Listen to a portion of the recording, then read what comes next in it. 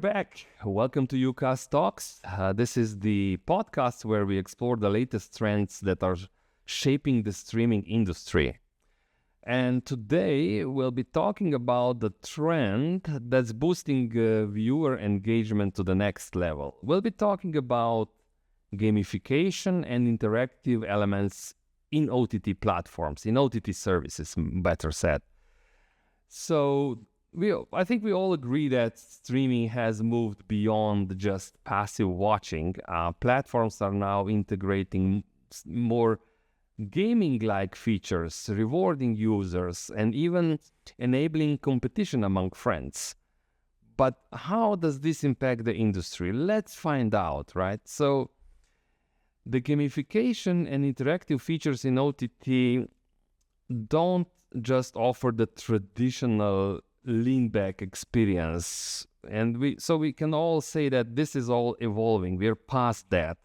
And as younger audiences, of course, demand more engagement, more personalization, more interactivity, the OTT platforms are responding to that trend with features that feel more like a game than a passive stream. So how does this look in practice? We should mention concepts such as reward systems, where viewers can earn points, badges, sometimes even real-life rewards for watching content. They can compete in challenges. They can engage with ads. There is a component of social competition as well. So the platforms are integrating some sort of leaderboards where the friends can see each other, they can watch their score, they can compete, they can engage with in trivia quizzes, they can try to compete in some content-related challenges. And just imagine, for example, watching a live sports event, and then you engage in certain competition where you and your friends try to predict the next move or the score, the result, and something like that, right? So this all drives interactivity and engagement. And at the end, of course, the component of interactive viewing, right?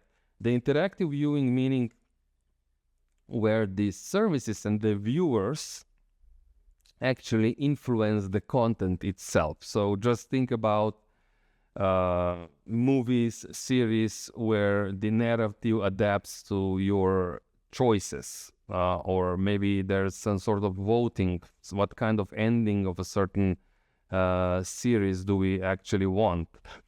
Maybe one of the best early examples of interactive storytelling came from Netflix. That was Bandersnatch.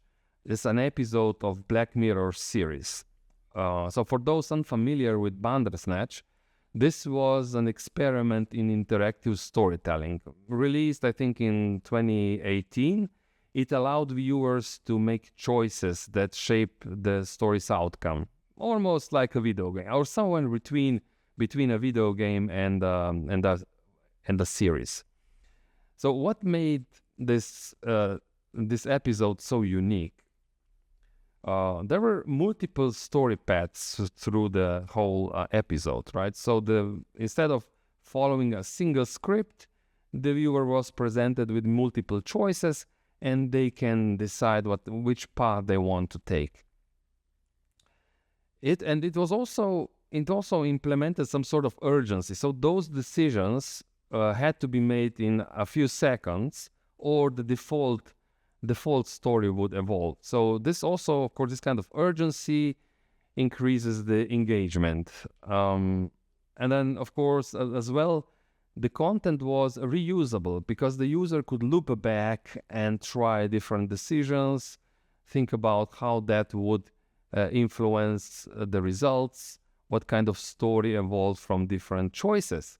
So it's almost like replayability in gaming, which is a very important element of in gaming industry. And at the end, this was a very personal experience because every viewer had their own version of a story based on their choices. So it was a unique thing. The viewers could then come together and discuss what they experienced, and this was not the same thing. With this, Netflix built a custom interactive storytelling engine that made this series, this episode actually of a series, more like a game or somewhere between a movie and a game.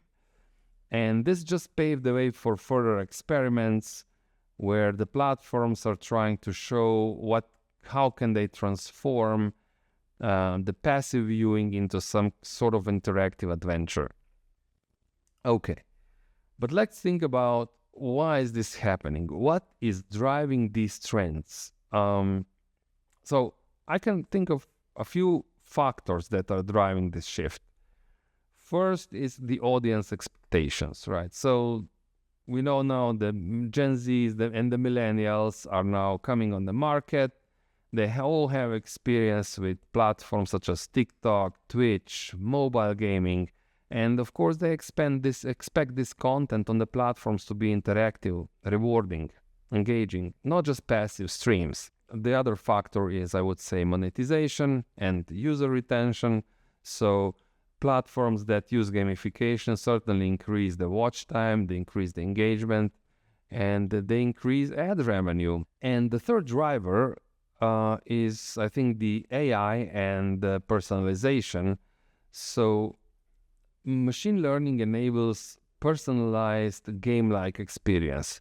Just imagine a platform that adapts some sort of interactive quiz based on your viewing history. And this isn't just a theory, so it's already happening. I mentioned Netflix and Bandersnatch, but also platforms such as Disney Plus, Amazon Prime. They have and they are experimenting with interactive content. Meanwhile, platforms like Twitch, YouTube already have some sort of engagement drivers installed on their platforms. For example, live chat, live interaction, donations, challenges. All this can be used to make your content more likable, more popular. Now, let's think about the OTT operators now in this context. How to prepare for gamification and interactivity. So, if you're looking to integrate gamification and interactive features in your service, you need to think beyond just delivering the content. That's very important. So your job is now more like delivering or creating experiences for your viewers. And let's think about some factors, some strategies that we should consider when we go about doing that. First, of course, understand your audience. Who are your viewers? If your viewers is the younger generation, then it will keep them engaged if your content is fully gamified, if you offer interactive storytelling, if you offer all the possible social competition elements. But if your audience is older, consider some sort of softer interactivity, voting, quizzes, maybe some educational engagement, rather than some fast-paced gaming that's attached to video content. Secondly, I think it's important to achieve this to partner with content producers. So you would need, I think, a partner here to create these interactive formats, such as decision-based movies for sure, but also something that's more like a programming thing, something like quiz-related content. You also, I think, need a partner if you don't possess this capacity yourself. And this will also give you a bonus. By doing this, you will get access to exclusive content.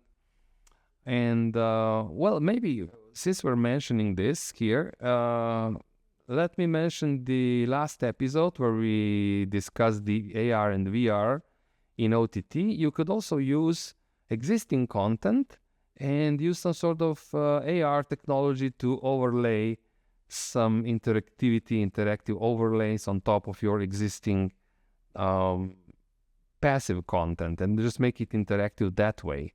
And thirdly, focus on retention and monetization. So engagement is great, but it needs to drive value, right? So consider consider some sort of reward-based models. Give incentives for watching ads, for competing in challenges.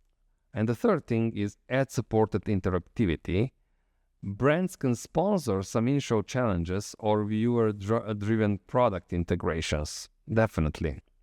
And then start small and then scale, right? So you don't have to start with a fully interactive experience from the get-go, but maybe start with some sort of polls, some sort of trivia quizzes, but then you can advance this in the next step with some interactive overlays. So all these polls, all these quizzes can be interactive, can be really related to the content. And then the third step would be full-blown watch party with competitions and with leaderboards and so on.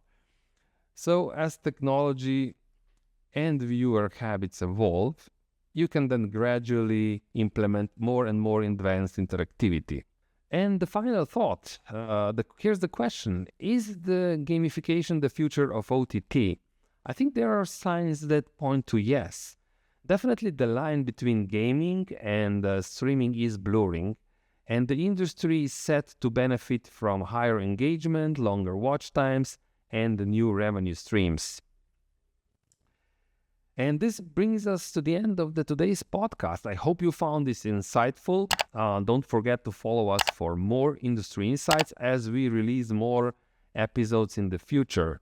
And until next time, happy streaming!